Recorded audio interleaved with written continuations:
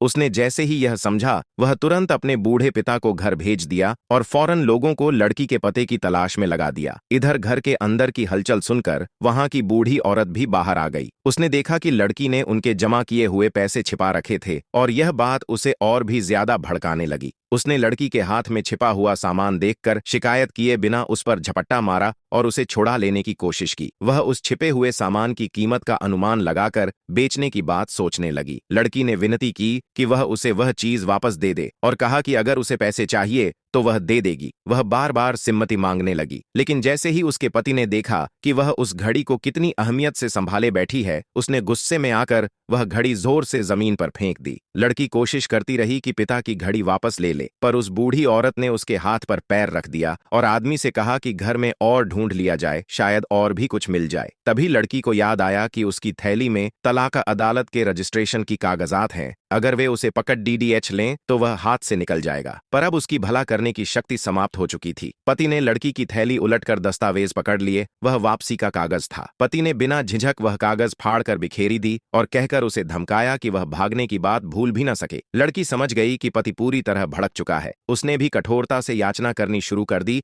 कि वह गर्भवती है और दया करे, पर सब बेअसर रहा। पति ने उसे जबरदस्ती पकड़कर पलंग पर दबोचा और गले पर हाथ कसकर पकड़ लिया। उसी समय आदमी ने भी लड़की का पता ढूंढ निकाला और तुरंत अपने लोग लेकर वहां आने लगा। घर में बूढ़ी औरत ने उसकी टिकाऊ कपड़े फाड़कर उसे नंगा करना शुरू कर दिया ताकि भागने की हिम्मत भी न पाले। लड़की के पति ने फिर उसकी थान तलाशी ली और वह बाहर भागने की हिम्मत नहीं कर सकी। जैसे ही पति मारपीट शुरू कर रहा था, लड़की ने आखिरी झटके में उसकी तरफ खरोंच कर दी। वह इतना जोर से खींची कि गर्भ में अस्थिरता आ गई। पति ने खून देखा और भी क्रोधित हो गया। उसे परवाह नहीं रही कि महिला कितनी तकलीफ में थी। उसने उसके पेट पर तीखा वार कर दिया। लड़की ने आखिरी दम तक बच्चे की सुरक्षा के लिए भीख मांगी, पर पति ने उसे रोका नहीं और एक बार फिर उसके पेट पर पैर मार दिया। उसके बाद महिला की हालत और भी नाजुक हो गई और